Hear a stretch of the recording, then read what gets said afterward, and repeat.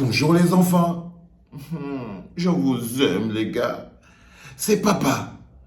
Mon mur est un asile psychiatrique à ciel ouvert et ma salle d'attente est toujours bondée. Bienvenue à la clinique les enfants. Bienvenue dans le petit bureau. On a dû désinfecter le grand bureau. Trop de malades la semaine dernière. Abe Steve Fao, Abe Dieudonné Sombao, Abe Gambetta tête de spermatozoïde, Abe ça, on a eu trop de malades dans la désinfection. Et on est ici, dans le petit bureau. Bienvenue au petit bureau. Je veux vous faire écouter quelque chose pour que vous compreniez.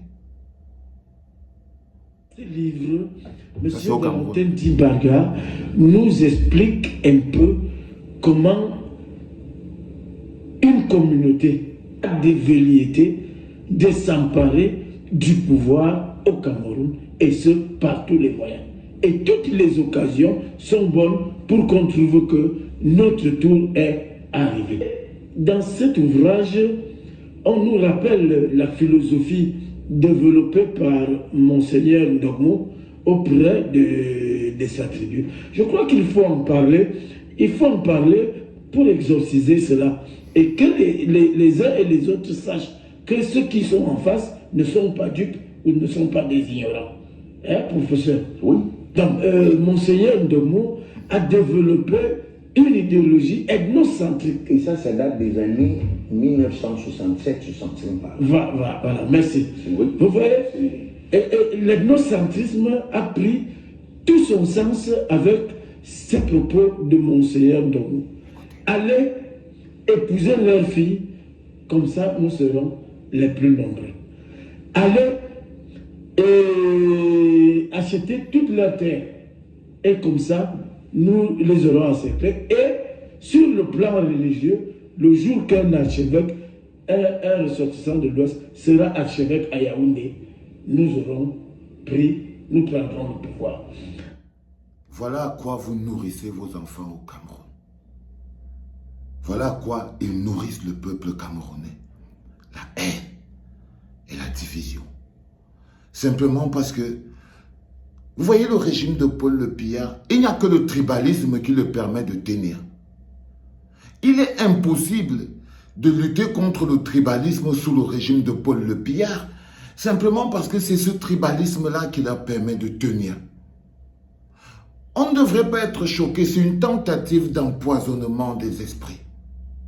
Voilà à quoi ils éduquent la jeunesse camerounaise. Mes frères et Kambeti, vous n'avez pas honte? Vous n'avez pas honte? Regardez, ce monsieur c'est un papa. Il a plus de 60 ans, le bonhomme qui parle là. Il est dans une espèce de télévision parce que vous savez au Rwanda, la télé des 1000 collines, c'était exactement ça. Mais au Cameroun, on n'a pas une télé de 1000 collines, on en a au moins 5. Au Cameroun, on n'a pas une télé de 1000 collines, on en a au moins 5. C'est-à-dire que entre les B-News, les Visions 4, les Visions, j'en sais rien, on en a au moins 5. Donc au quotidien, mes frères et Kambeti, vous perfusez de haine, de tribalisme toute une société. Vous empoisonnez les esprits de vos enfants. Vous ne les rendez pas grands, vous les rendez petits. Vous ne les grandissez pas, vous les humiliez. Le PSI, il était assis avec Claude Abbé. Vous êtes une honte pour la communauté Kambeti. Vous êtes exactement comme Mathias Owonangini. Vous êtes fondamentalement la honte de la communauté Kambeti. Vous êtes le rebut de la fierté. C'est-à-dire, il n'y a pas à un moment donné où on peut... Vous êtes une véritable insulte. Abe Claude Abbé, Abe Mathias Owonangini et son père. En tant que petit, je suis insulté. J'ai honte de faire partie de votre communauté. Mais heureusement, je suis Camerounais, donc je peux être bamileke. Par exemple, en ce moment, comme je suis de la base, je suis fondamentalement bamileke, donc on n'a pas peur de ça. Mais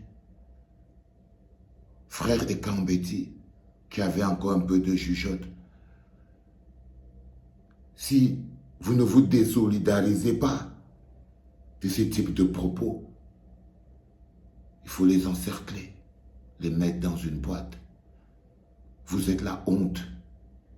Je veux encore archiver votre merde.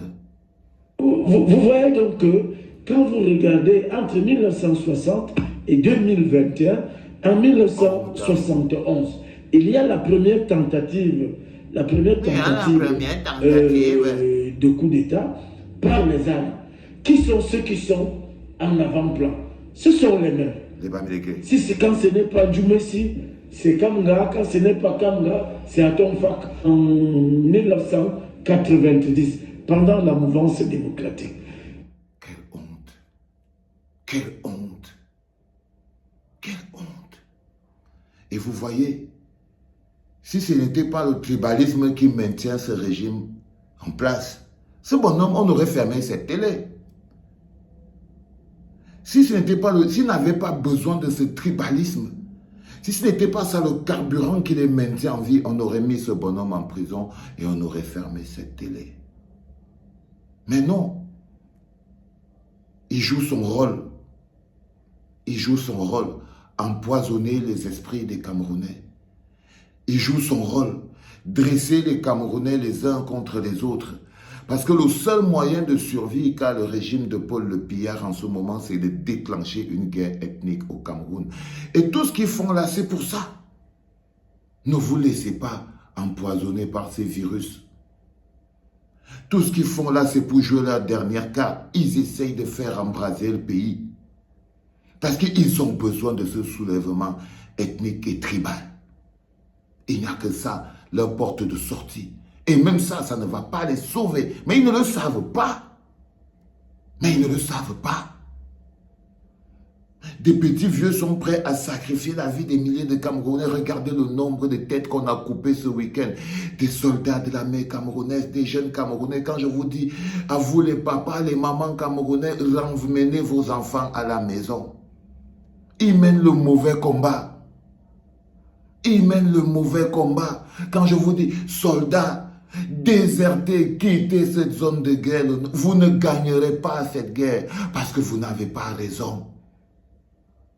Vous n'êtes pas dans votre droit, vous êtes des agresseurs, vous êtes manipulés par un petit groupe de personnes qui n'en ont rien à foutre de vos vies. Ils ne sont pas le Cameroun, vous ne défendez pas le Cameroun. Vous les voilà, écoutez ce qui sort de leur bouche. Et après, quand ils auront déclenché cette guerre tribale, ils vont vous envoyer encore, vous les militaires, pour aller tirer sur les gens dans la rue. Les voilà qui sont en train d'organiser la haine du tribalisme. Et puis après, parce qu'ils comptent sur vous pour que vous alliez tirer encore sur des Camerounais dans la rue, les gars. Désertez. Arrêtez de tuer. C'est vrai que c'est eux qui donnent des ordres, mais c'est vous qui posez les bombes. C'est vous qui avez le sang sur vous, et c'est vous qui mourrez. C'est vous qui tuez et c'est vous qui mourrez. Eux, ils sont à la télé, les voilà, en train d'envenimer, en train de créer des fonds de guerre parce qu'ils comptent sur vous. Sortez de cette équation, mes chers frères, mes sœurs de l'armée camerounaise. Arrêtez d'être les armes qui massacrent vos frères et sœurs. Arrêtez. Vous ne faites pas le bon boulot. Allez, c'était papa.